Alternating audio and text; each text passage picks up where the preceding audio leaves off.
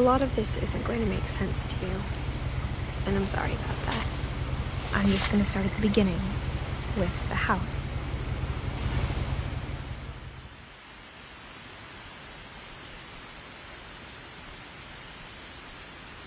Someone had put up a chain-link fence, but it looked like I wasn't the first person to hop it.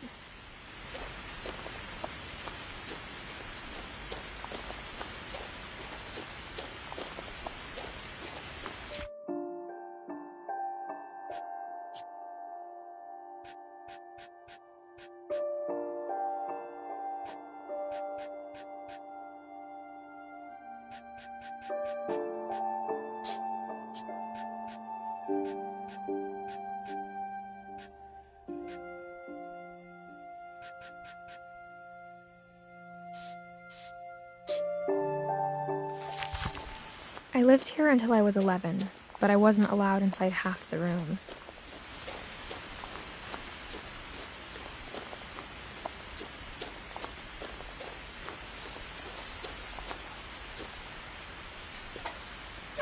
Inside the mailbox were bills from 7 years ago, marked urgent, open immediately.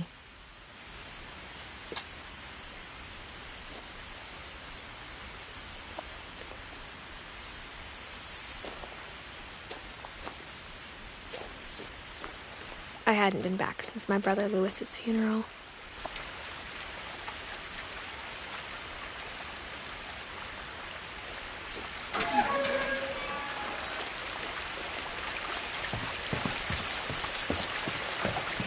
In her will, my mother left me a key, but didn't tell me what it unlocked.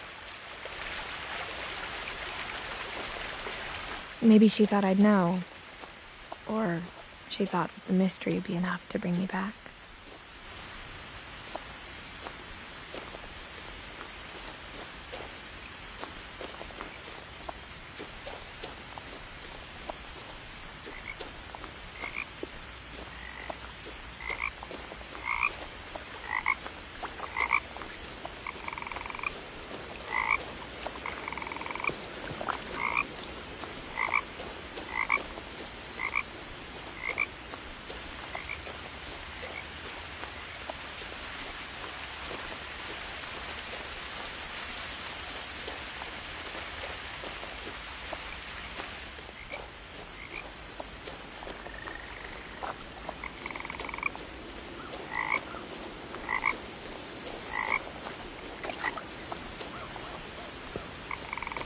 The truth is, even after I inherited the house, I never thought I'd come back to it.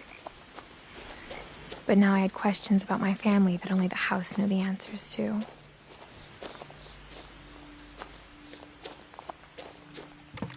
The woods around the house have always been uncomfortably silent, as if they're about to say something but never do.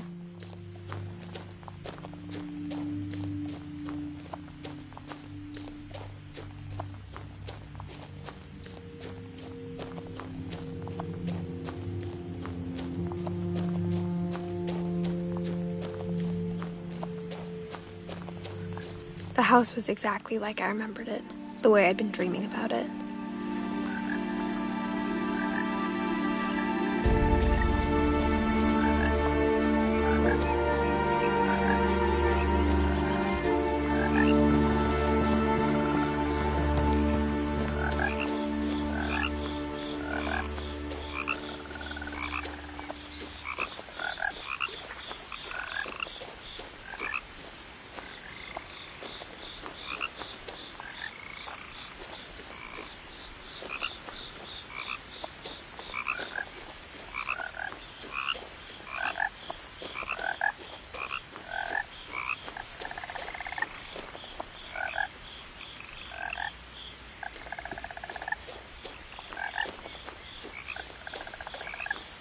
As a child, the house made me uncomfortable in a way I couldn't put into words.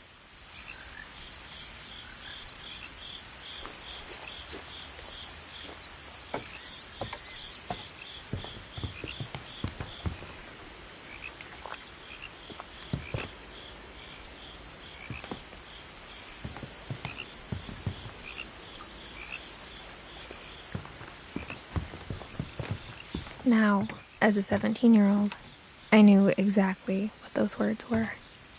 I was afraid of the house.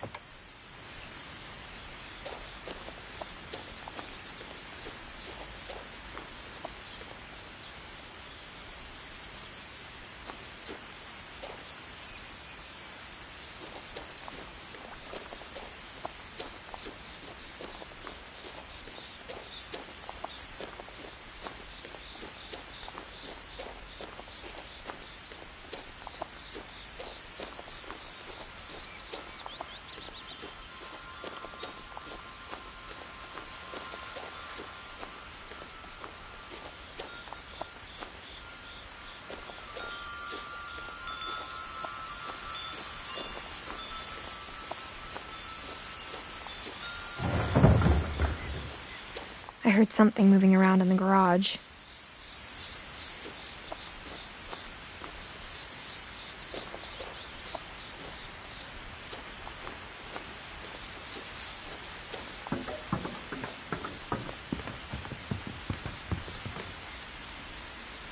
I hoped the key might unlock the front door.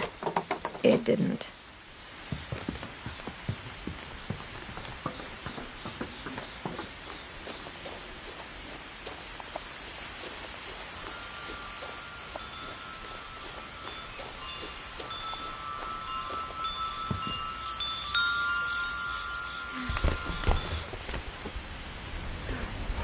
Crawling through the doggy door used to be a lot easier when I was 11.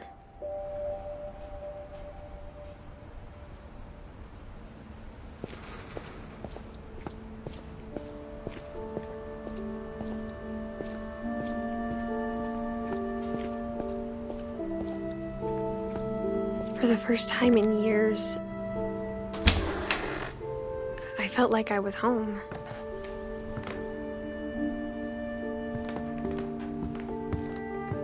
But instead of a family, there were just memories of one. Like how after Louis started working at the cannery, we all got sick of eating salmon. Except our cat, Molly.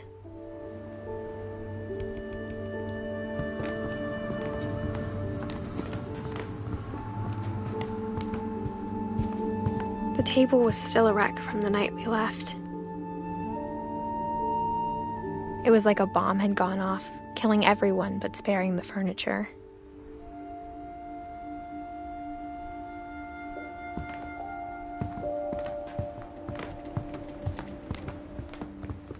My mom was the only one of us who could imagine Great-Grandma Edie living in a nursing home.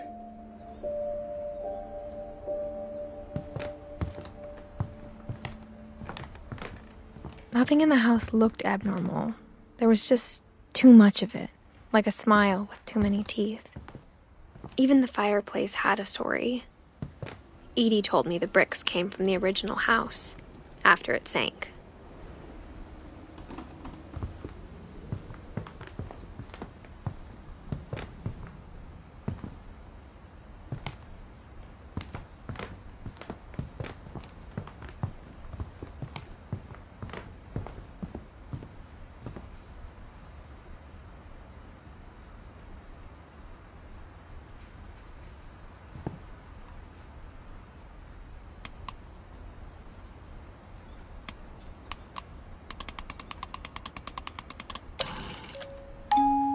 Great-Grandpa Sven built a music box for Barbara, along with the rest of the house.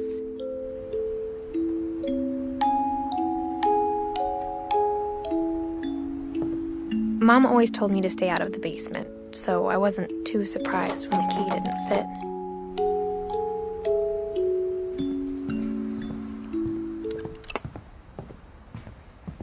A lot of things got left behind in the whirlwind of that last night.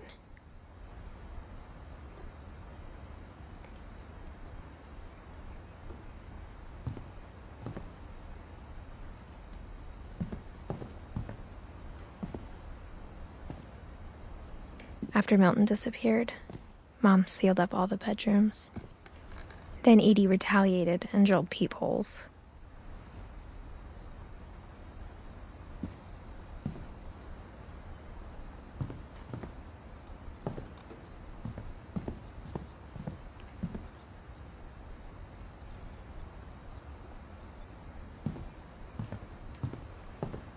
I spent a lot of time playing in Great Uncle Walter's room. I think my mom sometimes regretted not sealing it up.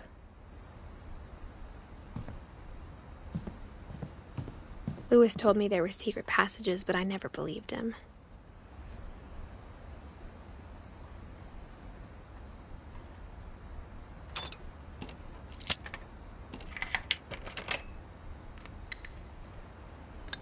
Turns out, my mom was really good at keeping secrets. Now it was time to find out what my mom had been afraid of.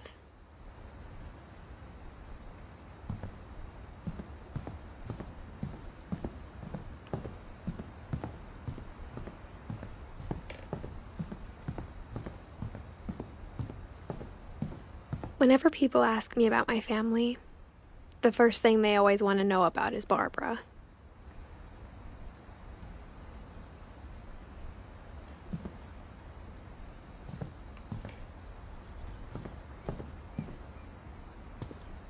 Mom must have locked the third-floor stairs on the night we left.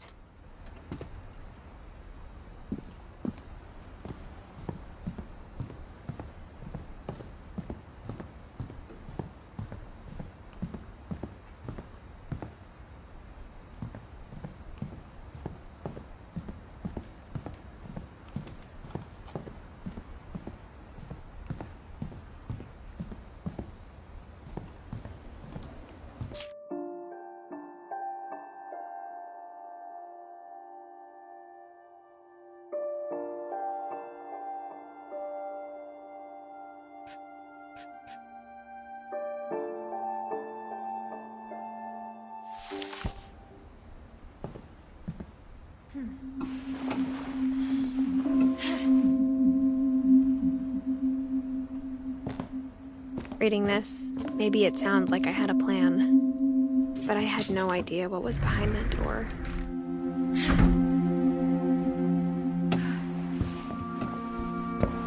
Just like I had no idea where all this was gonna lead.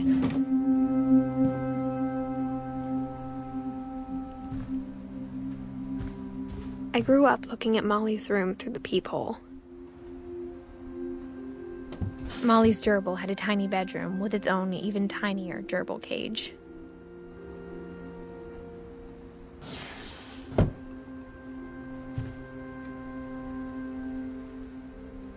Being inside for the first time, I felt like I'd stepped behind a painting.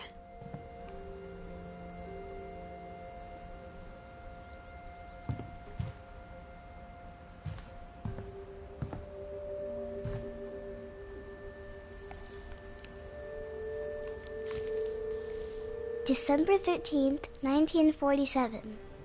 Dear Diary, I'll be gone soon, but I wanted to tell somebody about what's gonna happen. It started when Mom sent me to bed without dinner. I woke up and I was starving, so I looked around for something to eat.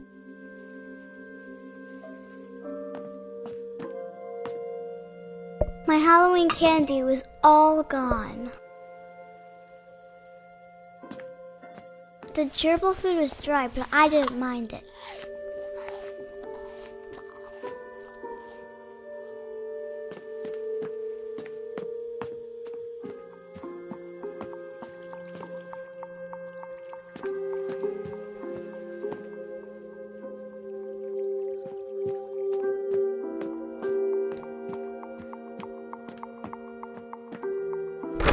Mom, can I come out now? Sweetheart, it's late. Go to sleep.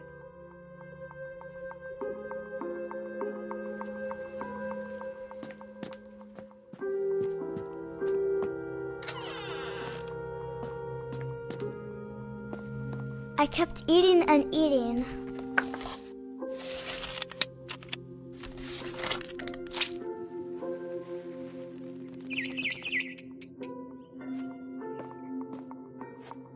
I ate a lot of things that night.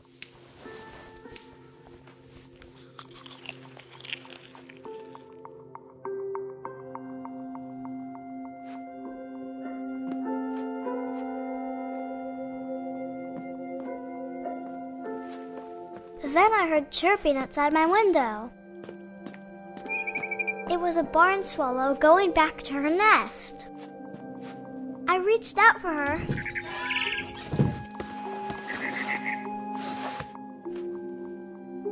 And suddenly, I was a cat.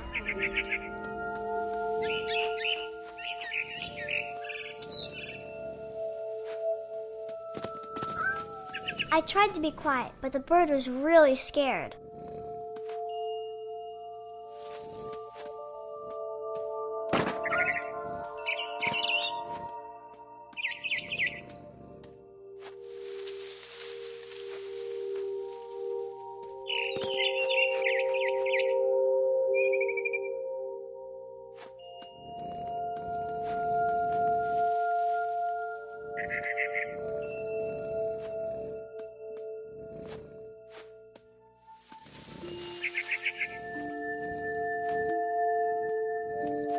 Mom and Dad didn't even look at me.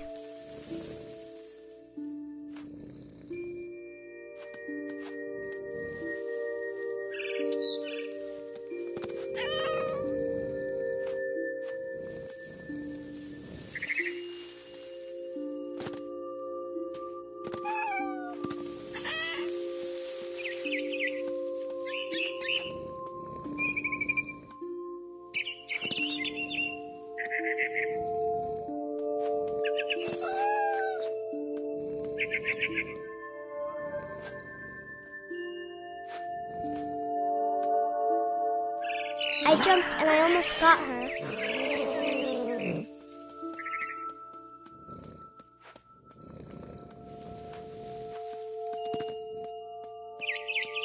I could tell she was getting really tired.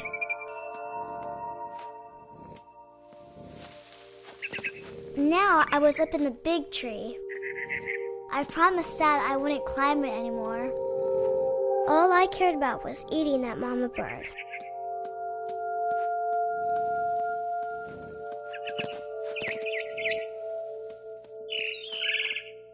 I gobbled her up. And suddenly, I was an owl. First, all I heard was the wind. Then I heard little teeth nibbling in the grass.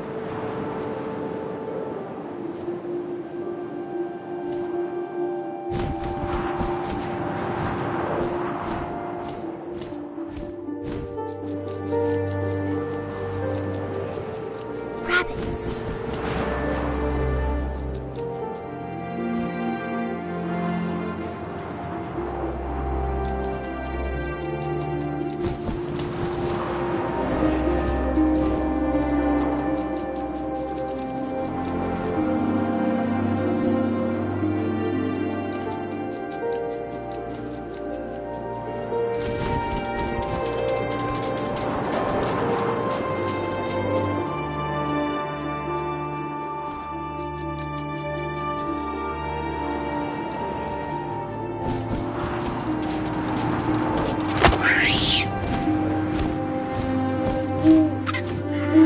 His face looking up and seeing mine through my talons.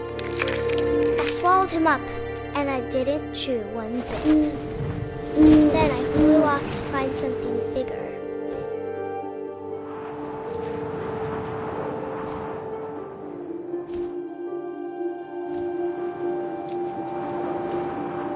A mama rabbit.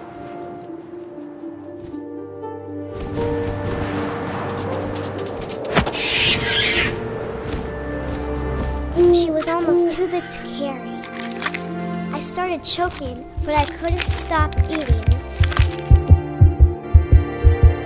And suddenly, I was a shark.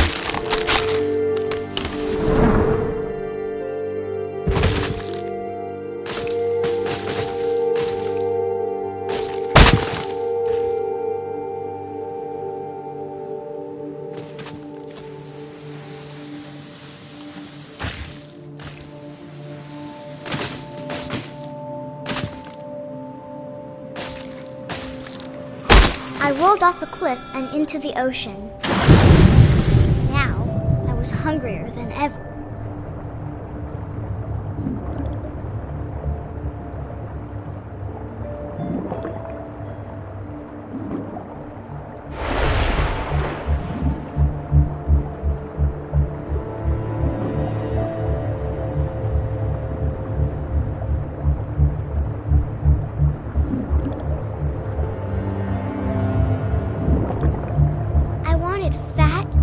see seals.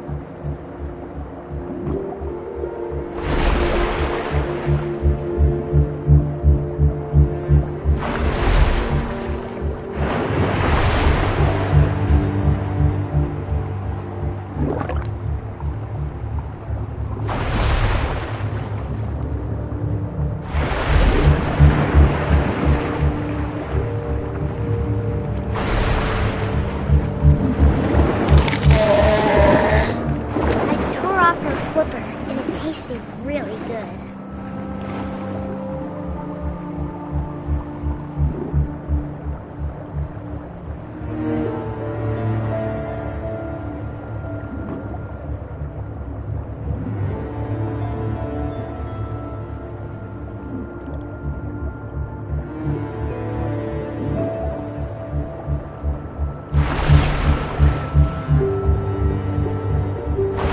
Grabbed on tight. When I was so hungry, I jumped out of the water. When I opened my eyes, everything had changed.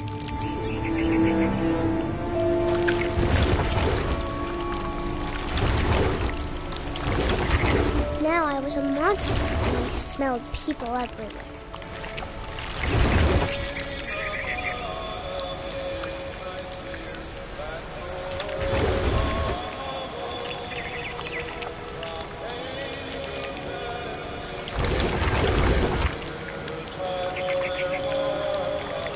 I was big, but I moved real quiet.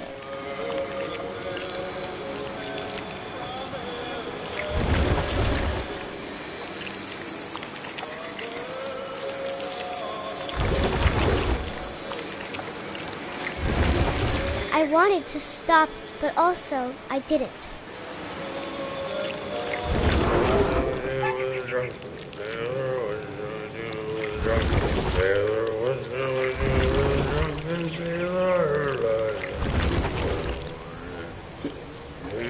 Belly with a rusty razor, his belly with a rusty razor, his belly with a rusty razor.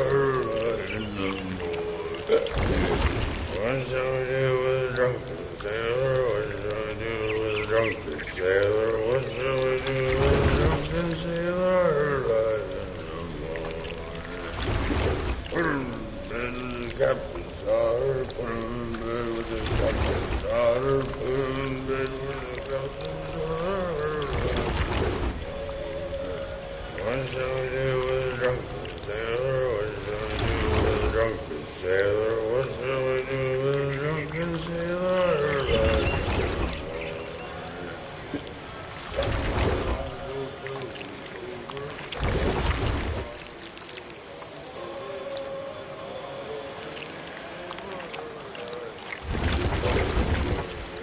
What shall we do with a drunken sailor? What shall we do with a drunken sailor? Put him in the scuppers with a hose pipe on him. Put him in the scuppers with a hose pipe on him. Put him in the scuppers with a hose pipe on him. What shall we do with a drunken sailor? What shall we do with a drunken sailor? What shall we do with a drunken sailor? Heave-ho, she rises, heave-ho, she rises, heave-ho, she rises, in the morning.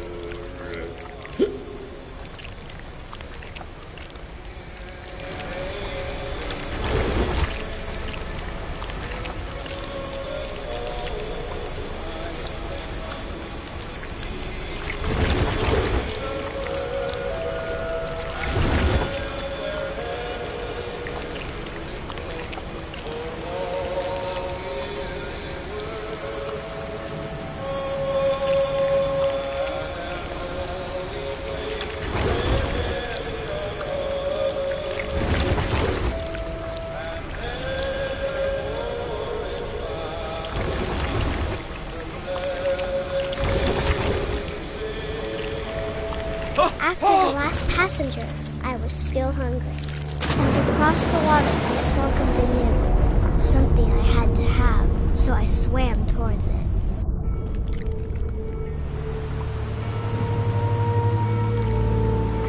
I slithered onto the sand, and the good smell went into an old pipe.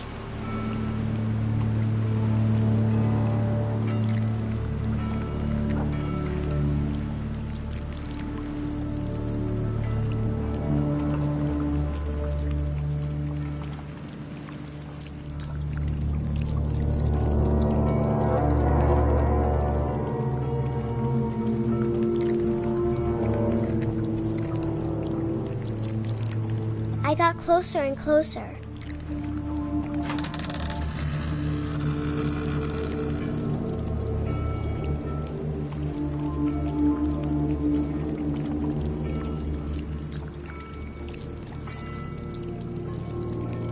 All of my stomach started growling.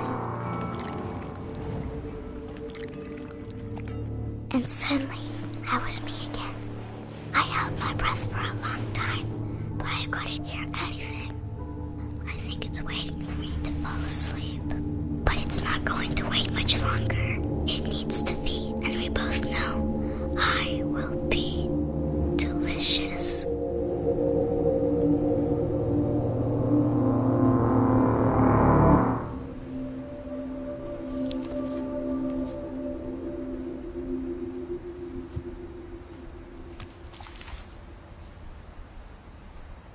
I'm not sure if I believed all of that, but I'm sure Edie would have.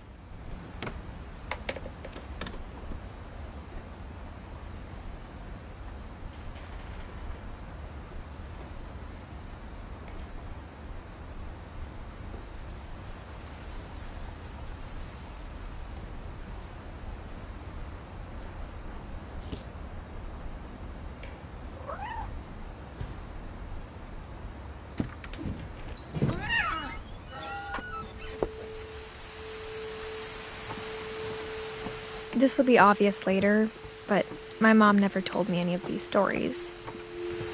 Edie would have, but Mom didn't like bringing up the past. Though, when we adopted a stray kitten, she was the one who named it Molly. I spent a lot of time in Great-Grandma Edie's room.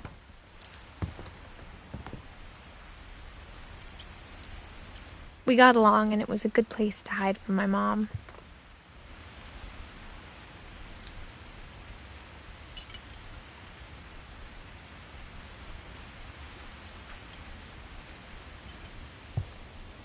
Her room was like a museum.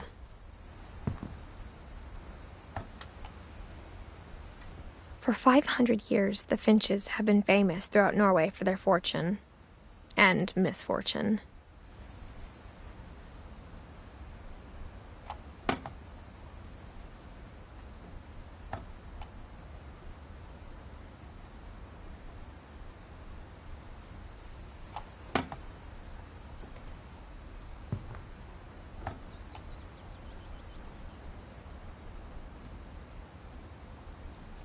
Odin Finch buries the latest victims of the family curse, his wife Ingeborg and their newborn son, Johan.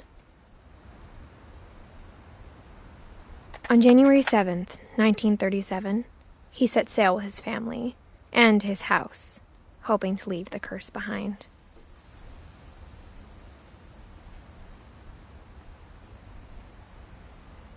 But 40-foot waves off the coast of Washington send the house and Odin to the bottom of the sea. Odin's daughter Edie, with husband Sven and baby Molly, step ashore on their new home, Orcas Island. Odin Finch is the first to be buried in the new family cemetery. His daughter Edie is already dreaming of a new Finch house.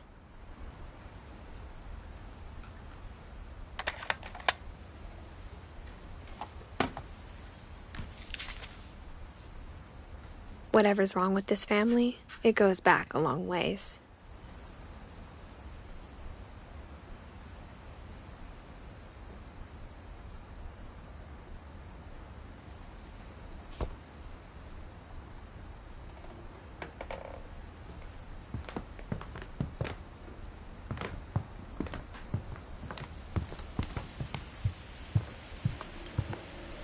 Edie gave a big interview about a mole man living under the Finch house. My mom was furious.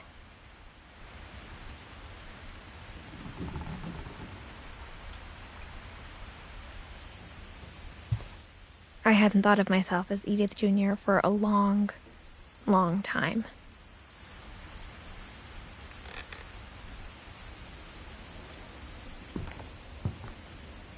One summer, they evacuated the island, but Edie refused to go. For a few weeks, she was a celebrity.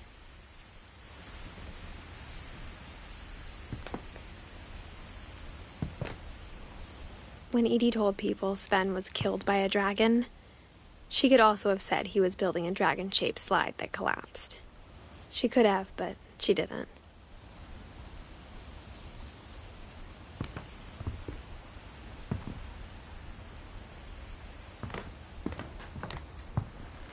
Even in her 90s, sometimes Edie seemed a lot younger than my mother.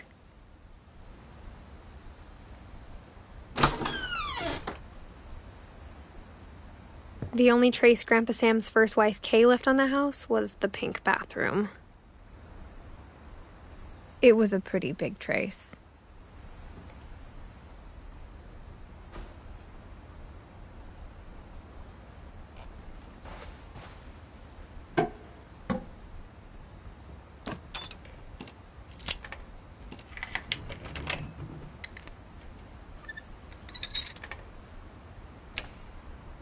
There's a secret in this bathroom. It's in the last place you would look. It isn't in the cupboard.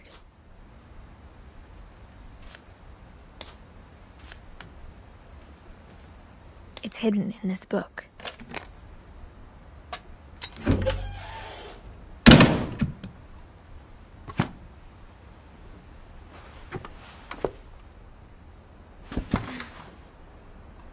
Sven gave Sam an old camera he'd refurbished. He never put it down.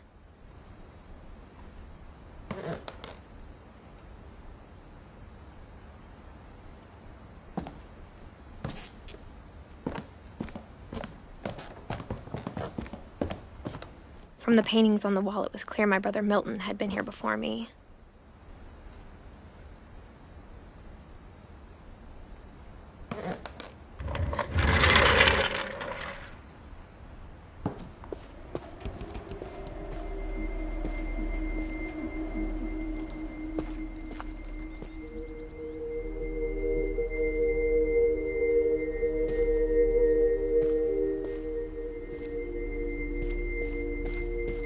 I knew Grandpa Sam had a twin, and that he never talked about him.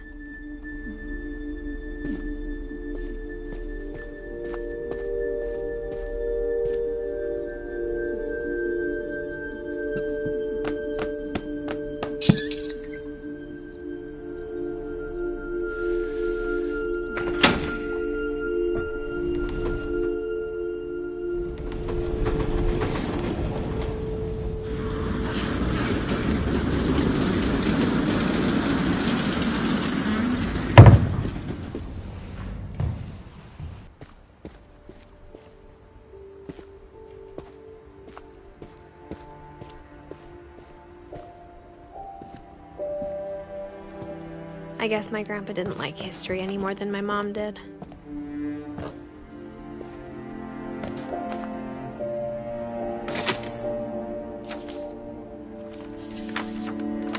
How I Want to Remember My Brother by Sam Finch. The thing I remember is that when he made up his mind, that was it.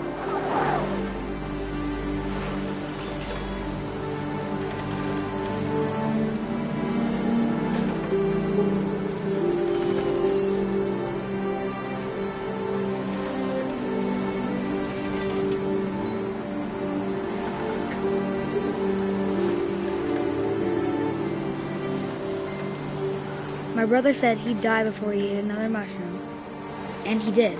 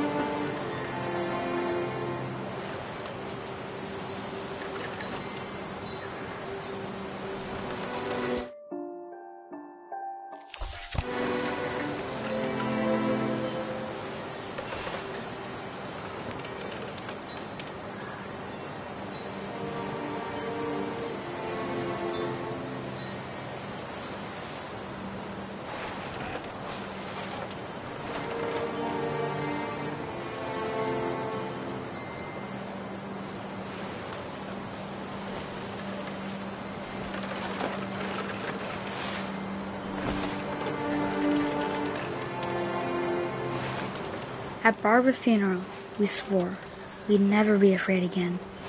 And he wasn't. I think Calvin always wanted to fly.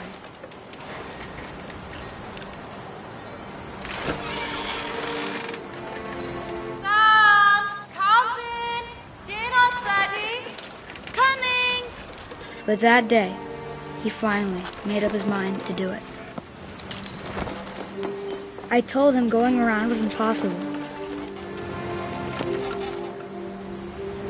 Maybe if I hadn't said that. Calvin! I'm not gonna tell you again! Maybe if the wind hadn't picked up. Then maybe he'd still be here. But I doubt it.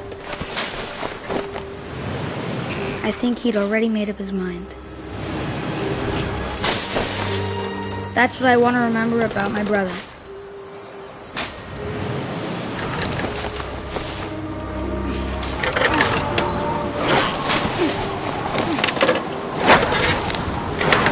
The day he made up his mind to fly. And he did.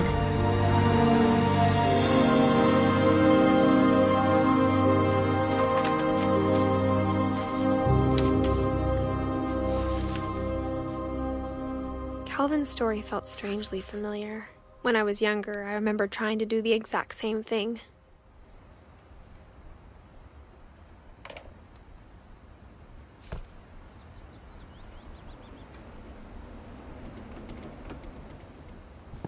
After the funeral, Edie roped off Calvin's half of the room.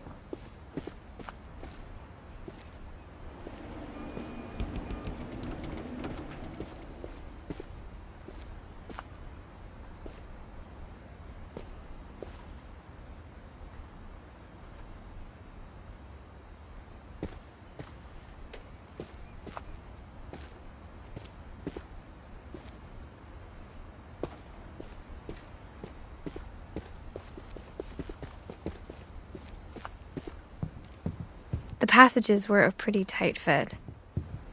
They'd obviously been built for smaller hands and bellies.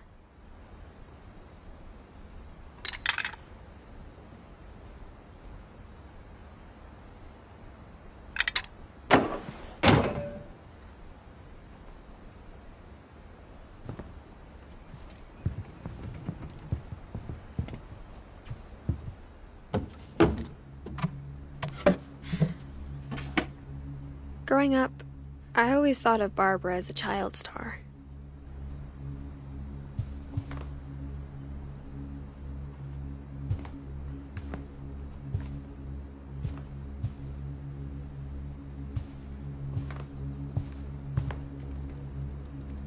I never thought about how hard it must have been for her afterwards.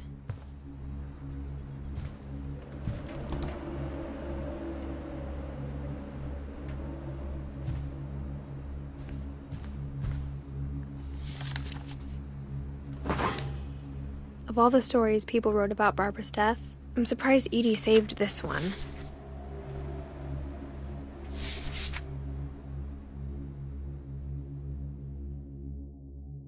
Old Jack here with another ghastly tale inspired by America's most unfortunate family. I'm calling it The Surprise Ending of Barbara Finch. As a child star, Barbara was famous for her scream. Now at 16, she was all washed up. A has-been. But in a lucky break, she'd been asked to perform her signature scream at a local convention for monster movie fans. It was just the boost her career needed. Unfortunately, her scream hadn't aged well. Getting better. I think you just need the right motivation. Her biggest fan and current boyfriend, Rick, was about to demonstrate when... Now that was a great scream. It was Barbara's father, Sven. He'd slipped into a table saw and had to be rushed to the emergency room. So Barbara got stuck babysitting her youngest brother, Walter. Her convention comeback was cancelled. Okay, I'm hearing frustration, but I'm not hearing terror. What if I tried... A gang of hoodlums in Halloween masks have been terrorizing Orcas Island tonight. Police are urging residents to... That came from the basement. You're right! Also, I loved your delivery on that. Why is your basement door locked? Because my dad likes making puzzles and secret passages. There's a key hidden in the music box. The secret is to keep winding and winding until finally the key pops out. Thanks, babe. I'll be back in a sec. 20 minutes later, Rick hadn't returned. So Barbara went to look for him, right on cue. She reached for the music box.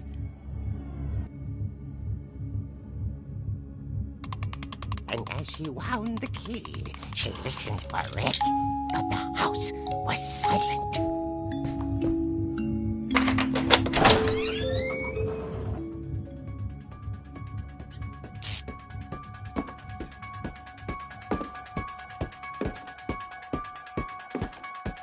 She found Rick's crutch and imagined the worst.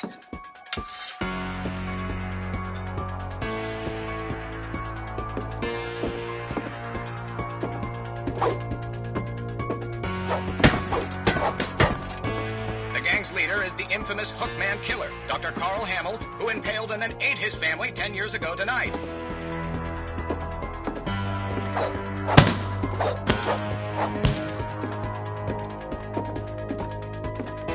The old fridge rattled and grew still.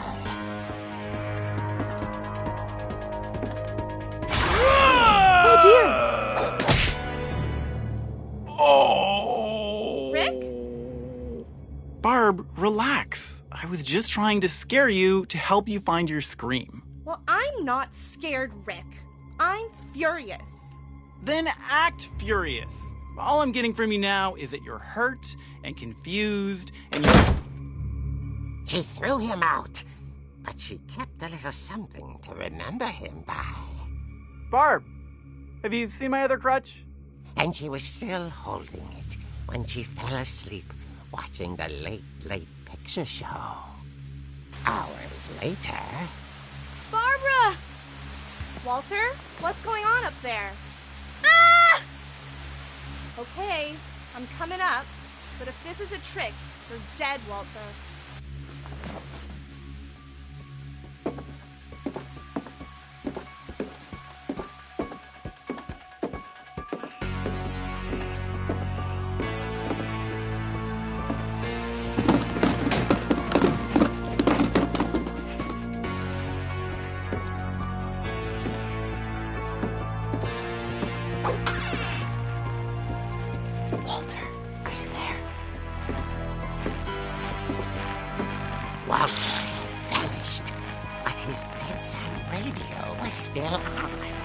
Orcas Island police describe the man as 6 feet tall, with a steel hook for a hand. Residents are urged to lock all doors and windows and notify the police of any suspicious activity.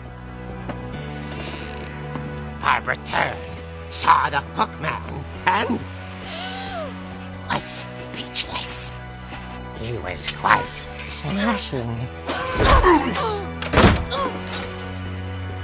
And his only was he couldn't get enough of Barbara.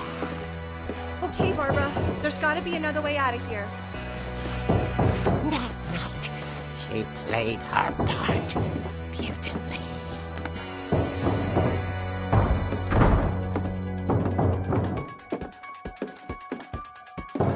She thought about abandoning Walter, but just couldn't do it.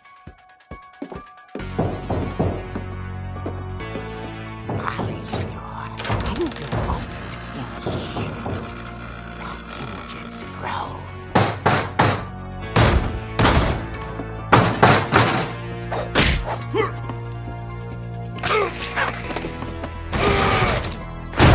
He wasn't moving, but she sensed the story might not be over yet.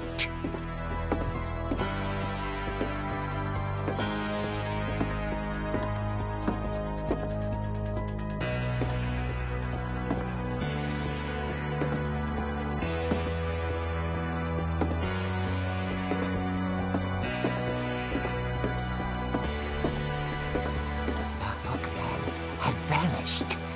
She listened for his breathing, but all she heard was...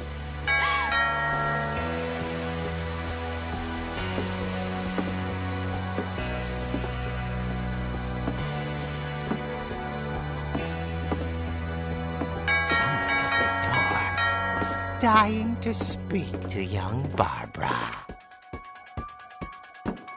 At the door, she heard whispering. Was coming from inside the house.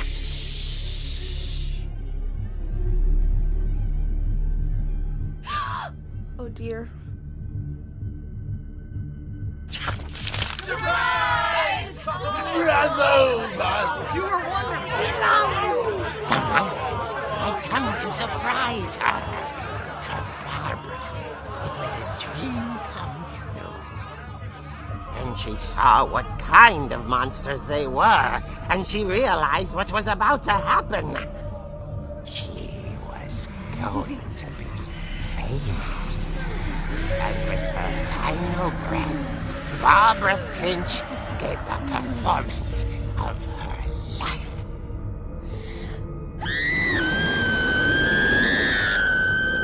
I wasn't there myself, but I hear Barbara was magnificent.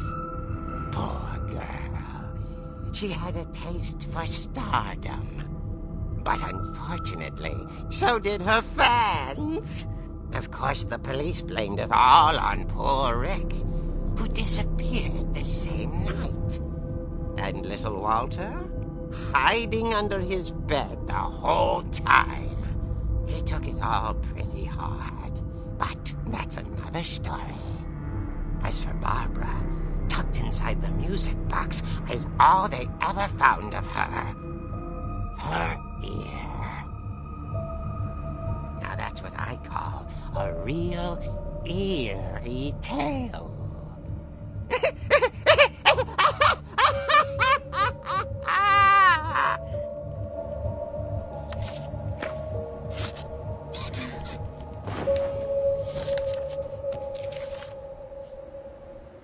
Edie told me all Barbara wanted was to be remembered, as absurd as that comic was.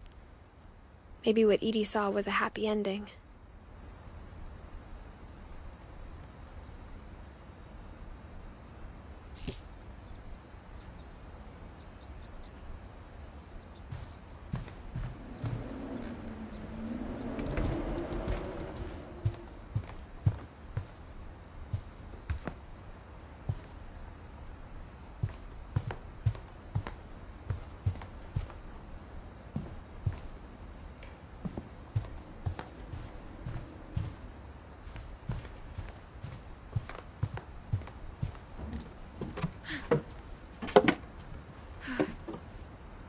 I guess now I know why Mom didn't like me playing with the music box.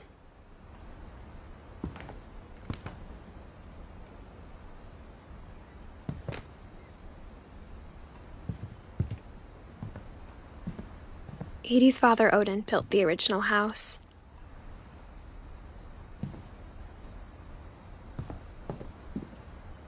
It's funny. All those times I played with the music box and never found the basement key.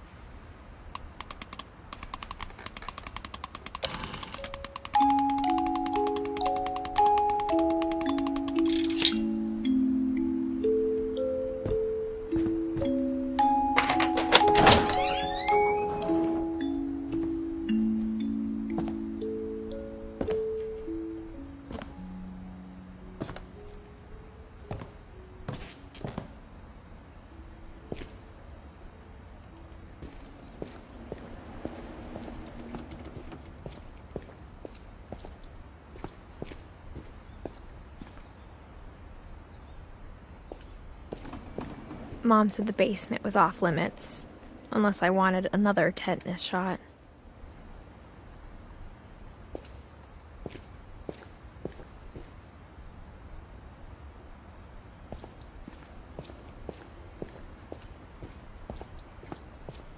I saw Edie sneak down to the basement once, carrying packages.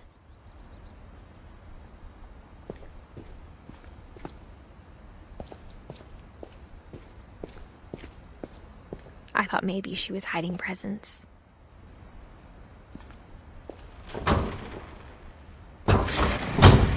It turned out she was hiding a lot more than that.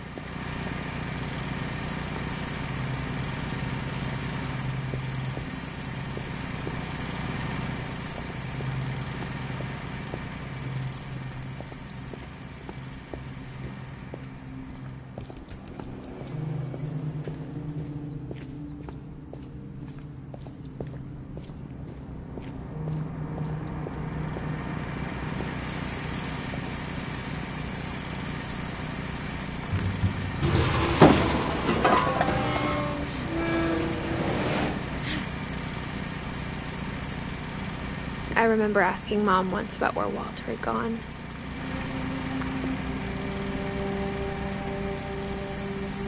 She said after Barbara died, he got as far away as he could.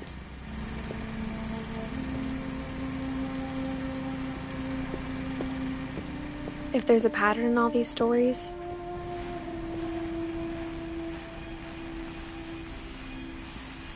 I think it's that none of us has gotten very far.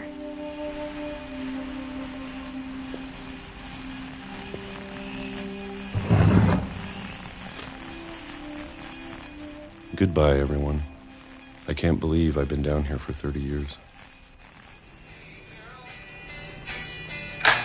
On that first day, after the shaking started, I didn't think I'd survive a week.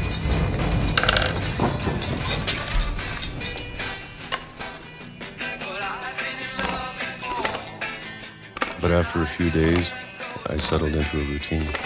That's what kept me sane. Having a schedule, living for today. I always expected to be dead tomorrow. But if you wait long enough, you get used to anything.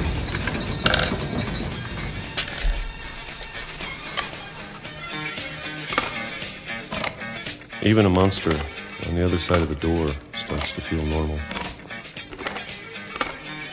Almost friendly.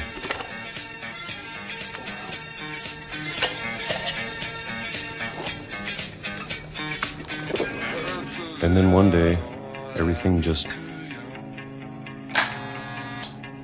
stopped. Whatever that thing was, it was gone. Maybe it got tired of waiting. Or maybe I just got tired of being afraid.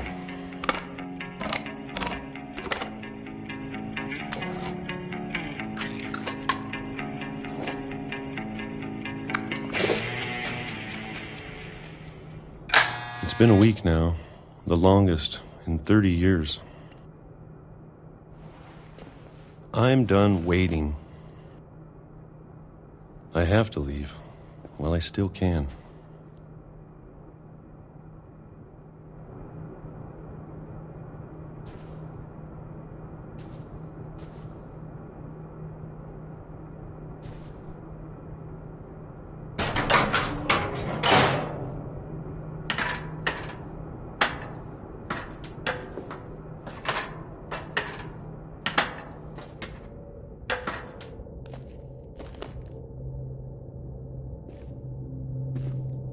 I know it's out there, somewhere. Whatever killed Barbara and Molly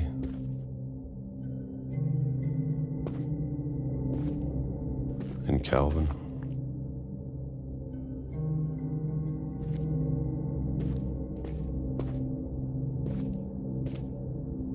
Maybe this is all a mistake. But I need to stop living the same day, even if it kills me.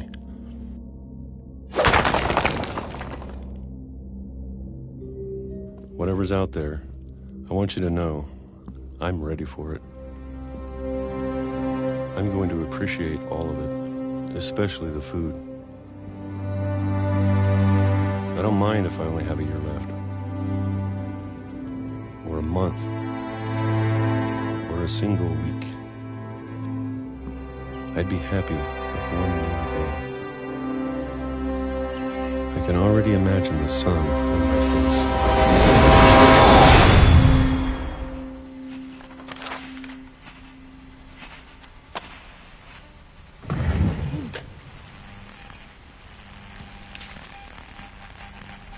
Walter died when I was 6.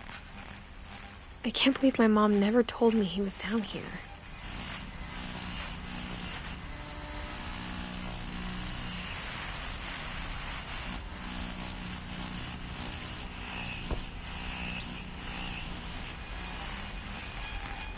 I'm sure my mom was trying to protect me.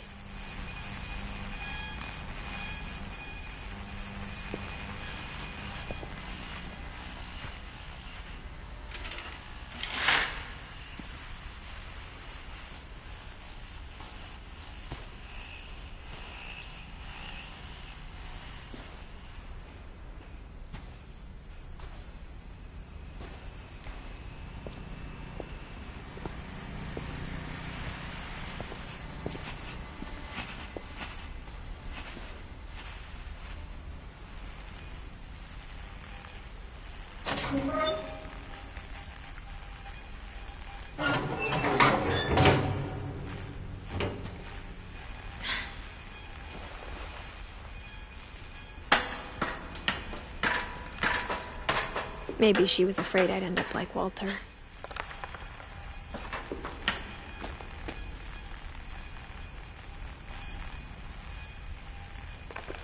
But if she never told me about an uncle under the house, I can only imagine what else she was hiding. I don't want to make the same mistakes she made.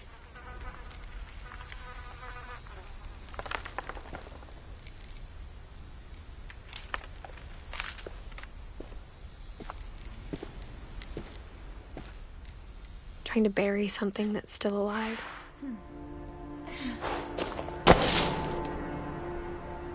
Now that there's only one of us left, or maybe two,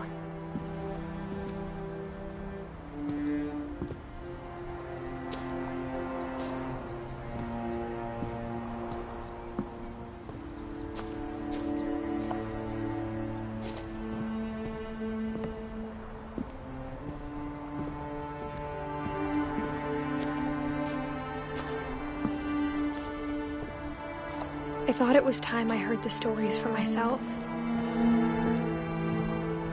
and found out what happened to everyone else.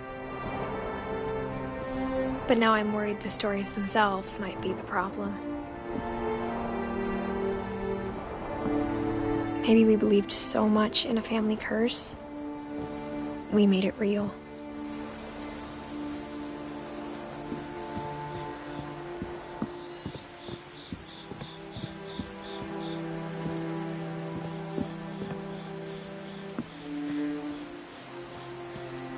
I don't know if I should even be writing this.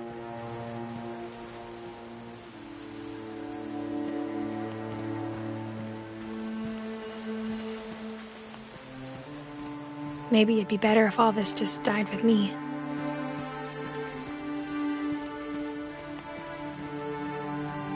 But I thought you should know about your family.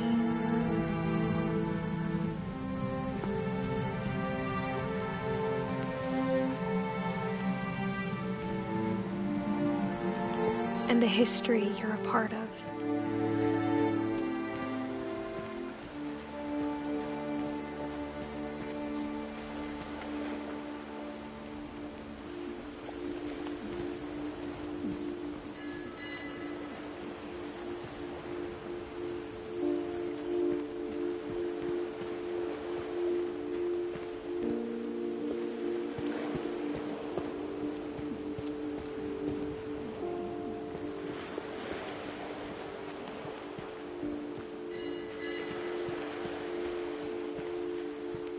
Though to be honest, I feel as lost as you probably do right now.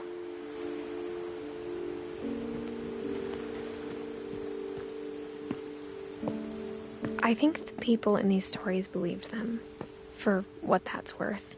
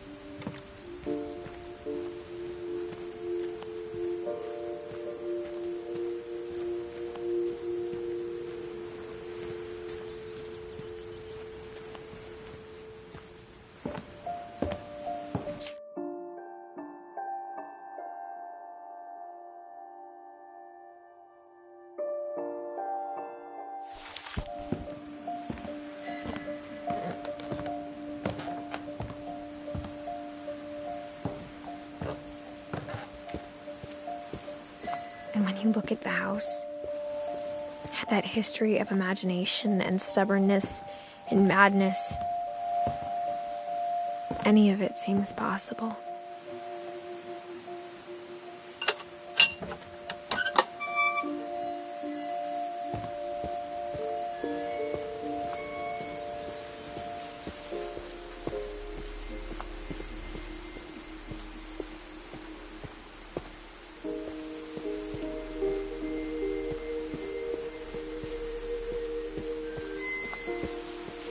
I think we've been surrounded by death for so long, we've just gotten used to it.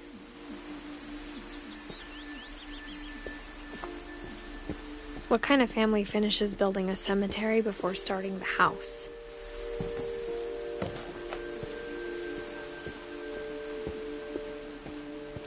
It's embarrassing for me to admit this, but the pet cemetery made me more uncomfortable than the human one. 3 of the gerbils were mine, and 2 had been my fault.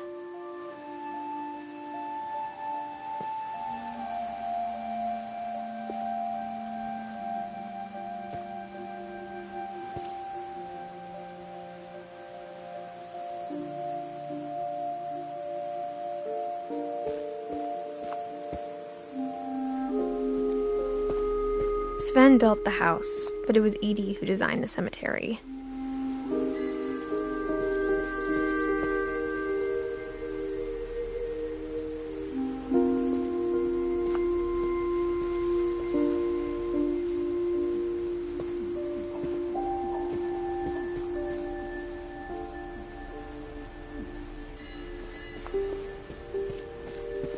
I'm sure Odin's monument had been Edie's idea. My mom was always trying to move on, but for Edie, the past never went away.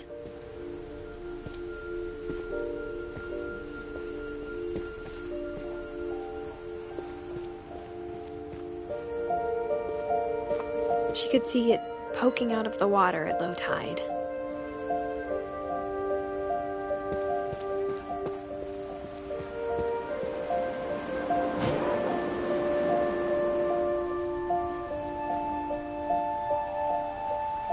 Edie said she dreamed about the old house every night.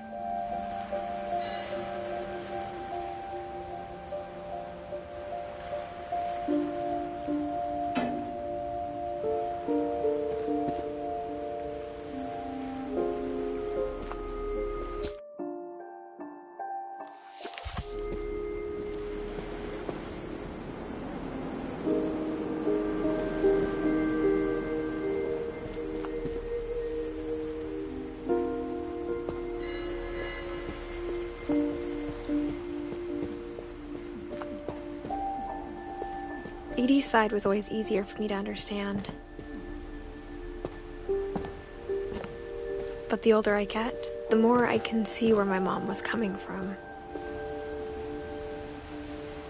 Her dad had been pretty strict, but it wasn't enough to save her brothers. She was just trying to do better.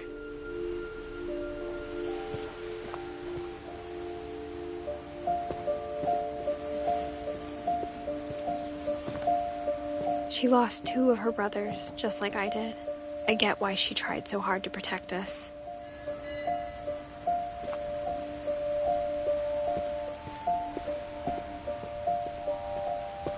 There's so many things I wish I could ask my mom now. Part of me thinks this is what she wanted all along. For me to come back someday and find everything out for myself.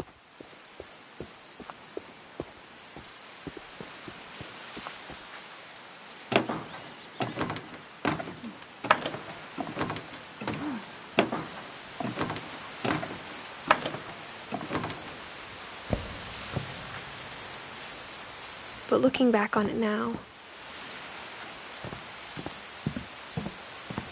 if she told me there was going to be so much climbing,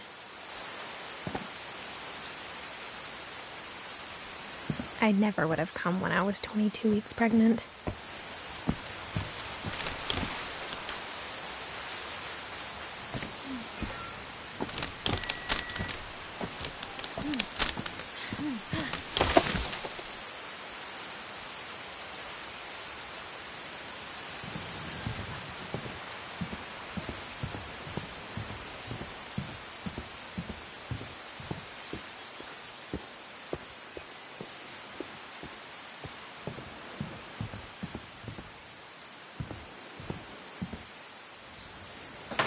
I never met Grandpa Sam, but I think he and my mom had a lot in common.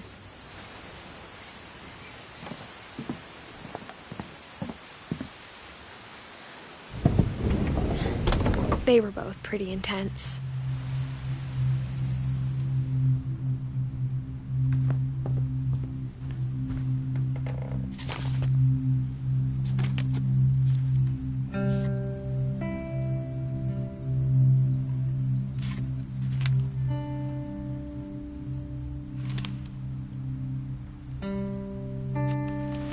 Dawn, I promise, you'll never forget this weekend.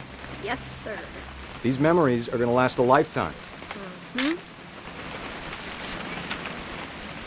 I gonna have to shoot anything? It's a hunting trip, Dawn. Shooting is strongly encouraged.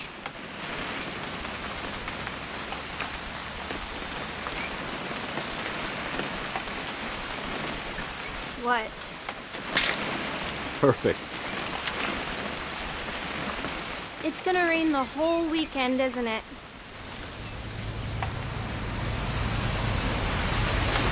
Please just take the damn picture. Hey, language. Did you want to get a picture of me or what?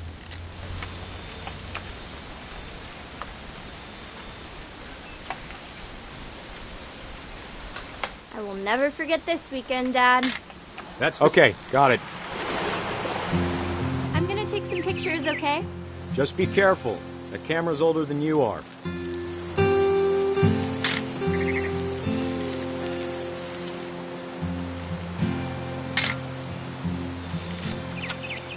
You're right, Dad. It's starting to clear up. Still freezing, though.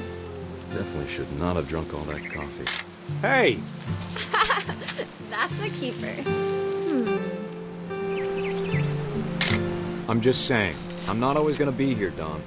You'll need to remember this stuff, if you want to survive. I'll be fine, Dad. You know who else thought he was gonna be fine? Some guy who died. Dawn, I'm being serious. I know, Dad. You're always serious. Doesn't being out here make you want to chill out? Well, to tell you the truth, I haven't been out here in 20 years.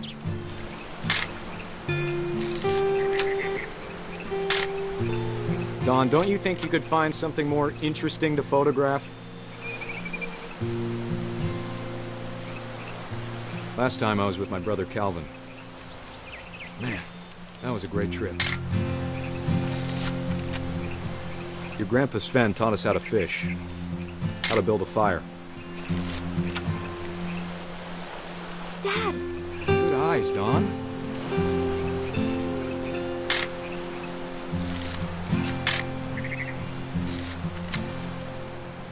Before you take the shot, let me get a picture of it.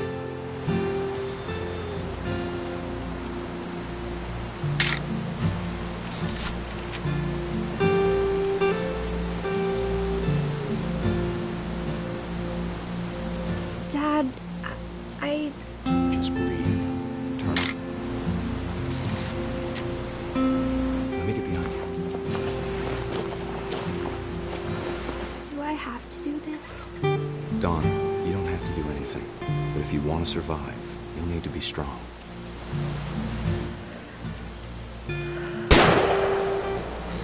Great shot, Dawn!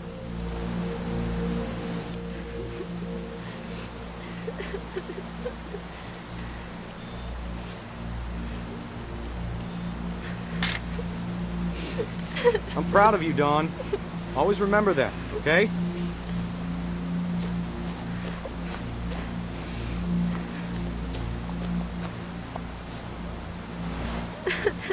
Dad, it's twitching. I think That's it's totally normal, Dawn. Just focus on the camera. Try not to think about... Dad!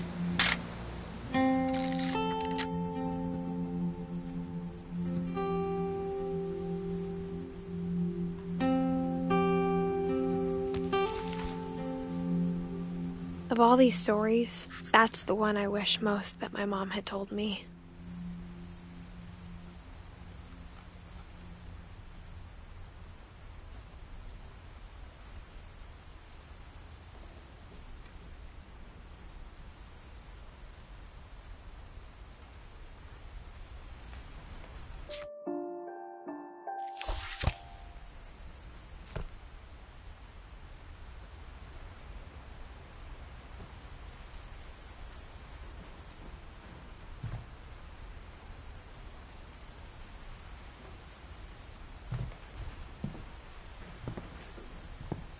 Instead of hiding from death, Sam seemed to go out of his way to meet it.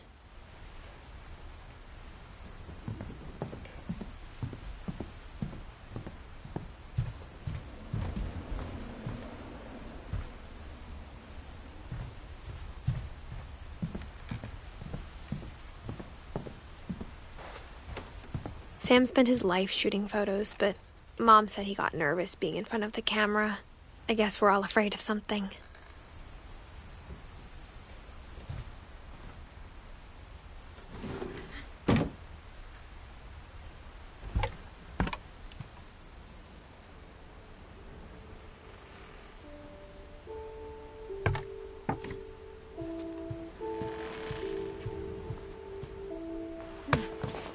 After Sam died, my mom and Edie got really close.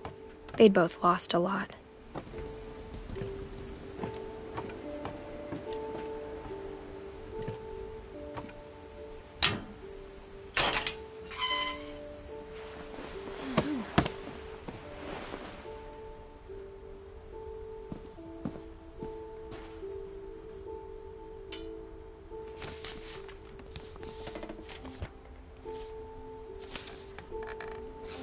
Dear Kay, do you remember the way Gregory used to laugh when he thought he was alone?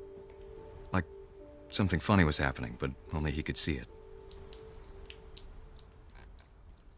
I think he saw things the rest of us don't.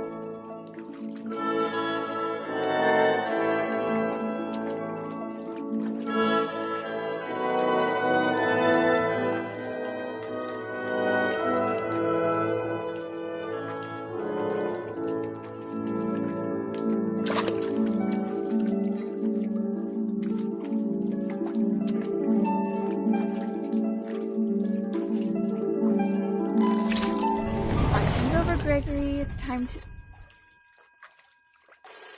Hold on, sweetie. Hello?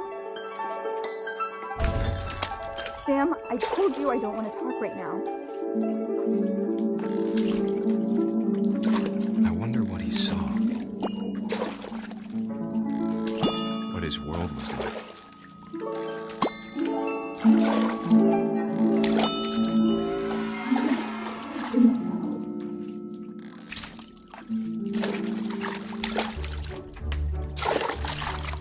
He reminded me so much of Calvin.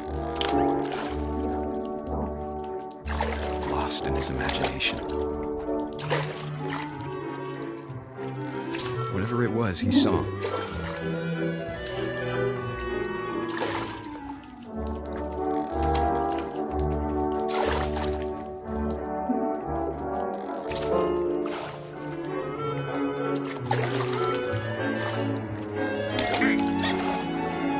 It sure made him happy.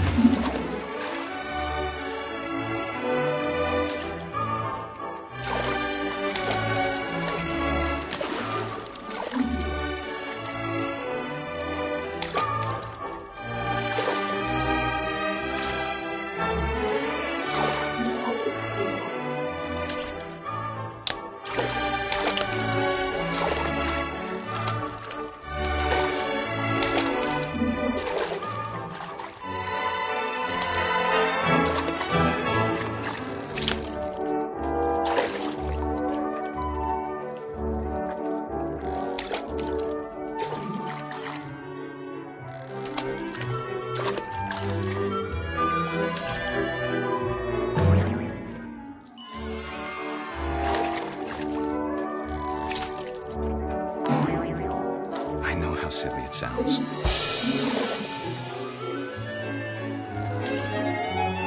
That I worried about a baby being too happy. But I could feel him slipping away. Sorry about that, Gregory. I know you did everything you could. Maybe if I hadn't called that night. Damn it. Hold on, I don't want Gregory to hear this.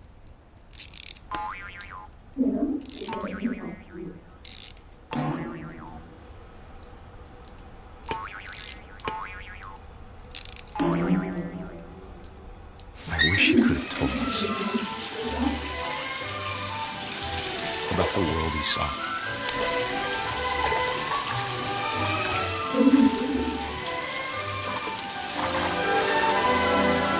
There's so much I don't understand about Gregory, about everything.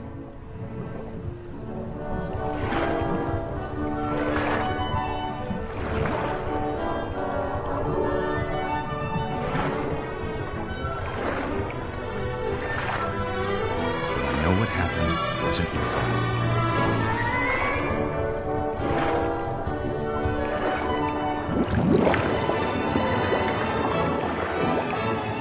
I'm sure he's happy. And he'd want you to be happy too. Good luck, Kay. Love, Sam.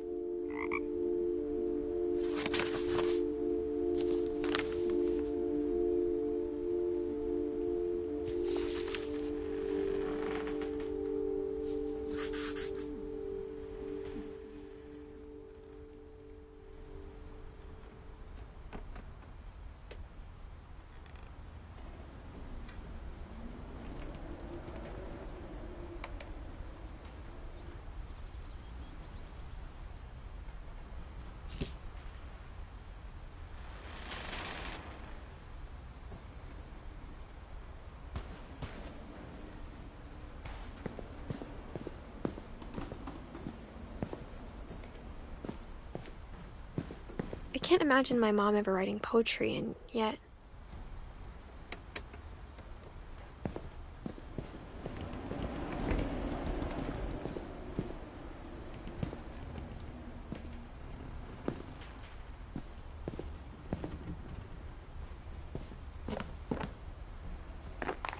My mom moved up to the loft after her brothers died. At the time, it was as far away as she could get.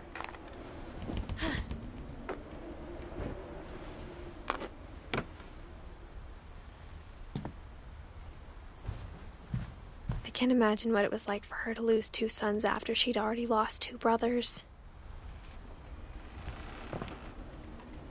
Religion was another thing my mom never talked about, but I think it helped her a lot after her dad died.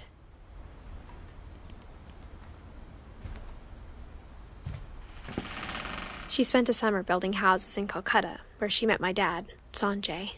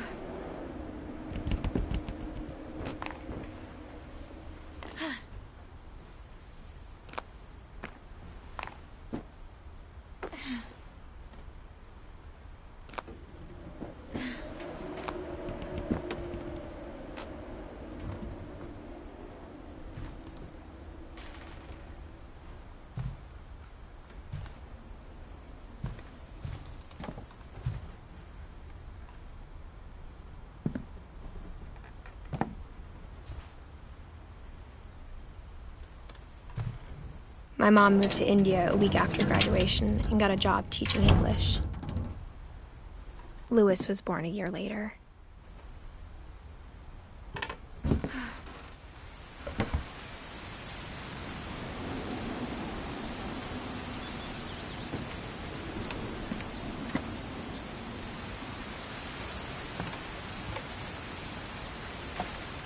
When my dad died, I don't think Mom knew where else to go. I'm sure Edie was happy to have her back.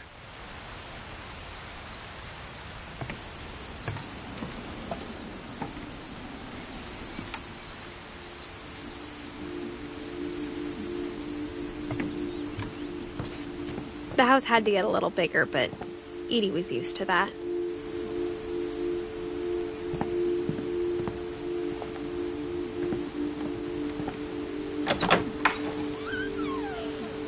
And for a while, things were good.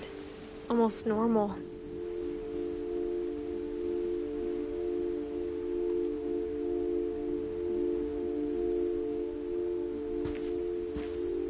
But it didn't last.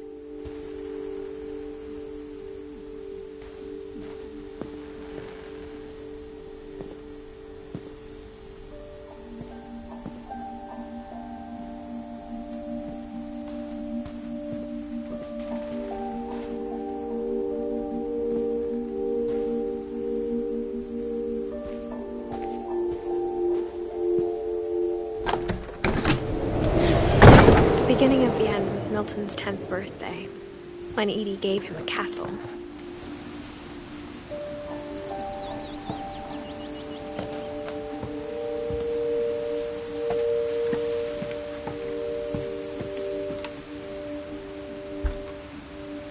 After Milton disappeared, the only thing he left behind was a room full of paintings.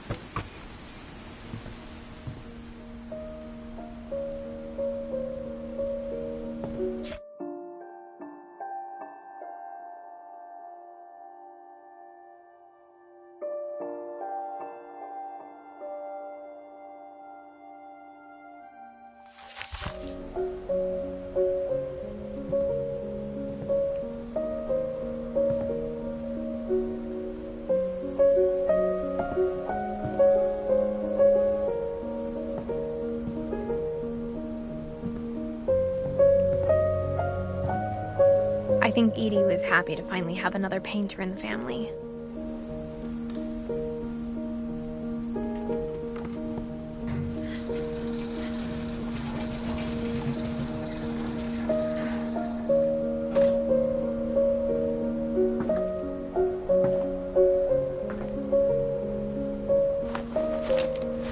Milton Finch in The Magic Paintbrush.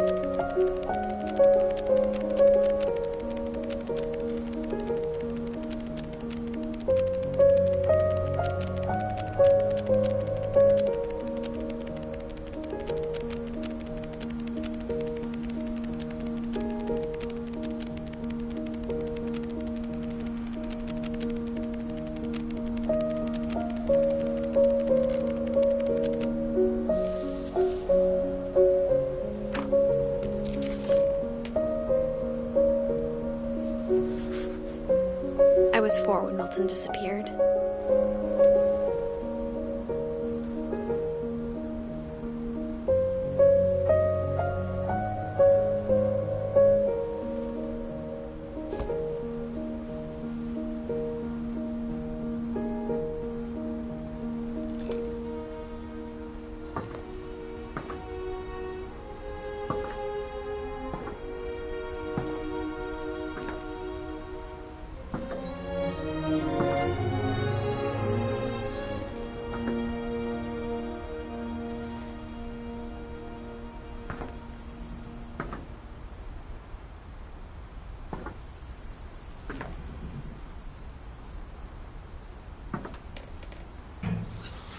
Mom spent months searching for my brother.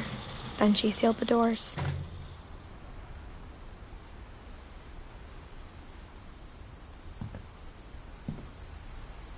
Whatever Milton had found in the house, Mom didn't want it getting out.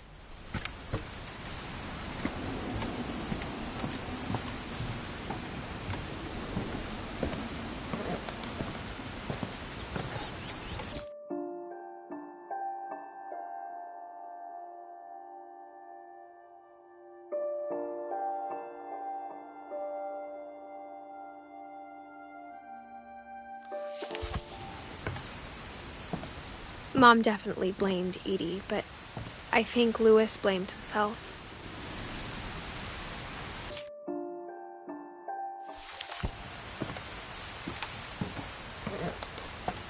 After he graduated, he just spent more and more time in his room, until Mom got him a job at the cannery.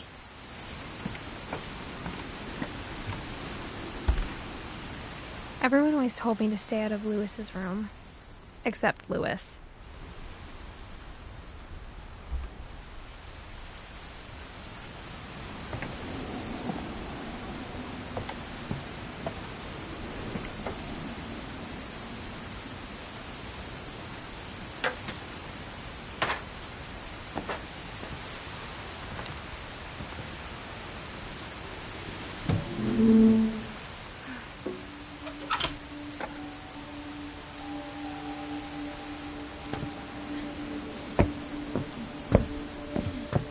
Louis's room smelled very, very familiar. That part of him lived on.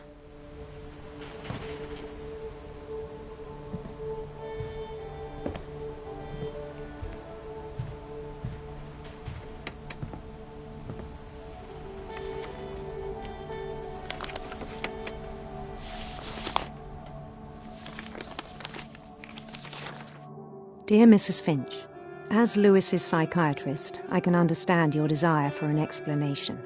As I see it, the trouble began in January, shortly after we convinced your son to seek treatment for substance abuse.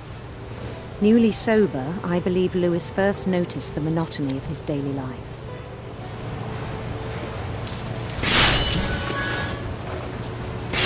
He kept working at the cannery, but he withdrew part of himself. In our sessions, I saw the same behavior. His mind began to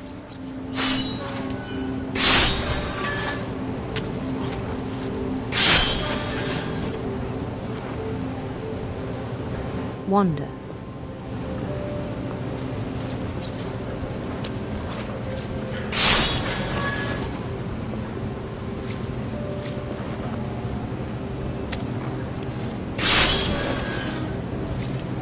I asked him to describe it.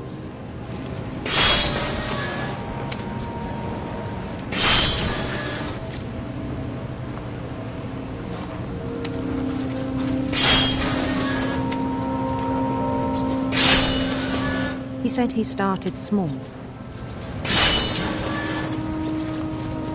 imagining a labyrinth.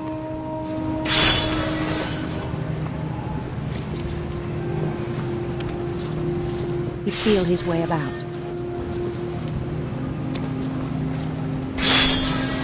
Then something moved. Bats. And toads.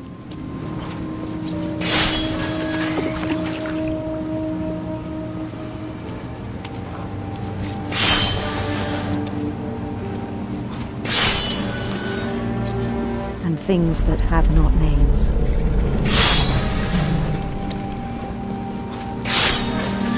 He knew it was all in his head. But he took it very seriously. I had hoped he'd find himself.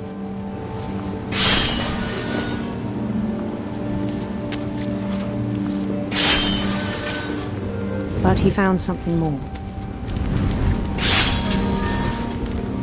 I worried about him then. Daydreaming at the cannery. I spoke with his boss. But he said Lewis had become a model employee. Methodical, tireless, focused. Like a whole new Lewis. So I let him go on.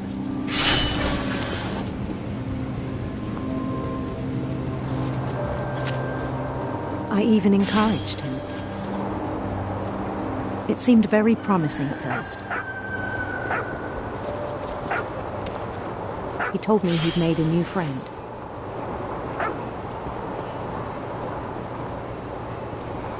On the edge of a city he named Lewis Topia. He built the city up slowly, brick by brick. Then he made musicians.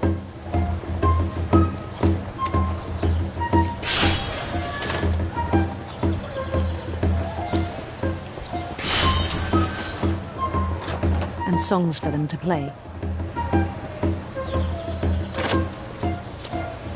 He talked about starting a band.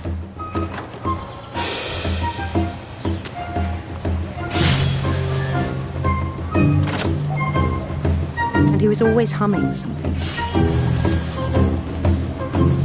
Every day his imagination grew stronger.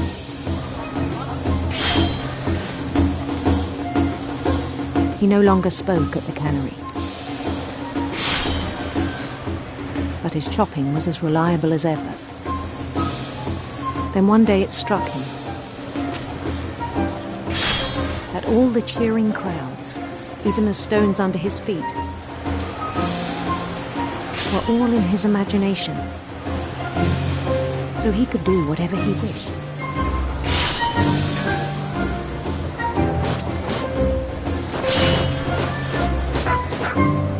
He held an election for mayor,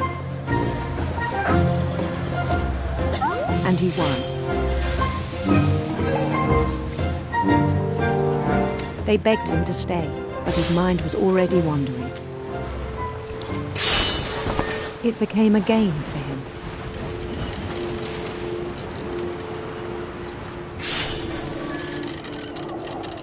He'd conquer a city, then immediately push on. New Louisville.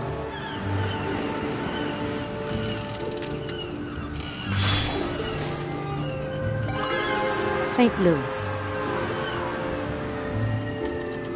He started drifting away from our reality.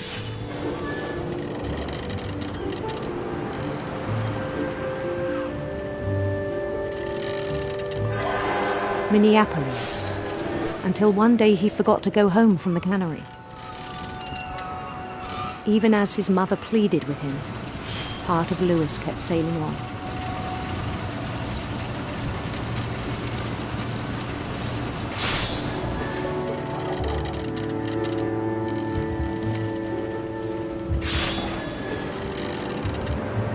In Louisburg, he heard rumors of a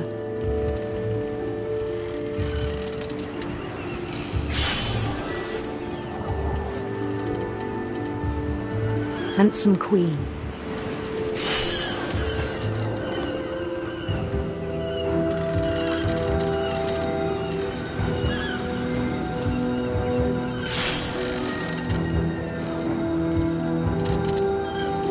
The queen was on her own quest for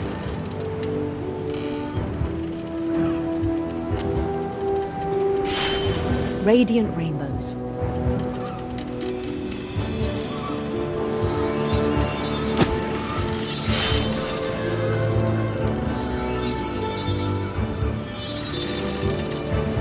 He followed the sound of her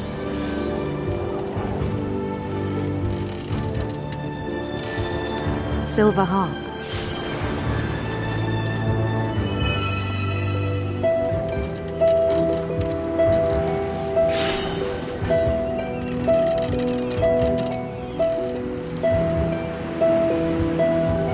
His chase led him to a golden palace east of the sun and west of the moon. Even then, his logic remained sound. He knew the world was all in his imagination.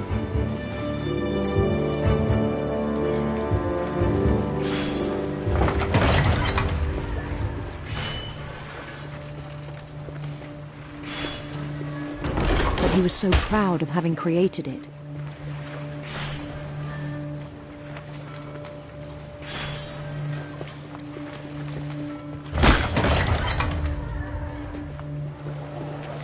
In his own eyes, he'd become something greater than a king.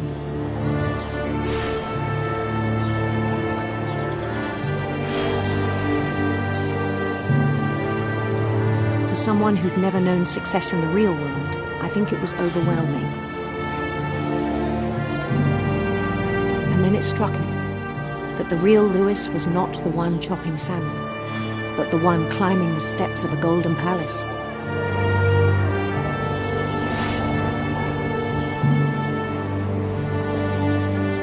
My imagination is as real as my body, he told me. It was hard to argue with him.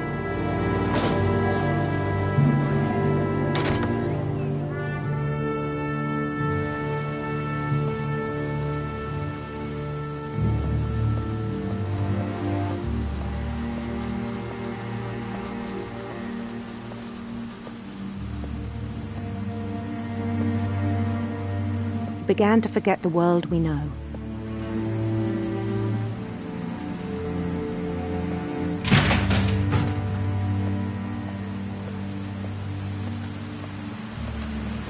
I think it pained him to remember Louis, the cannery worker.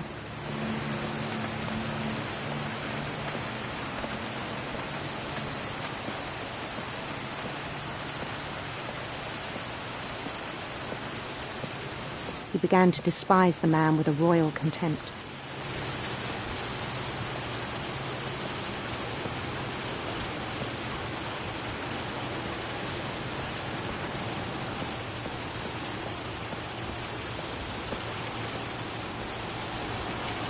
I still thought I could save him. Even after he said he was being crowned king over all the lands of wonder.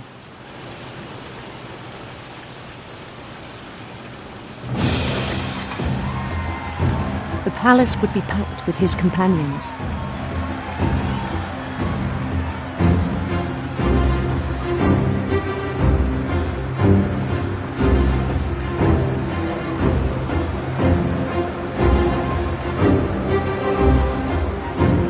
including the wise Calico who'd insisted on inviting me.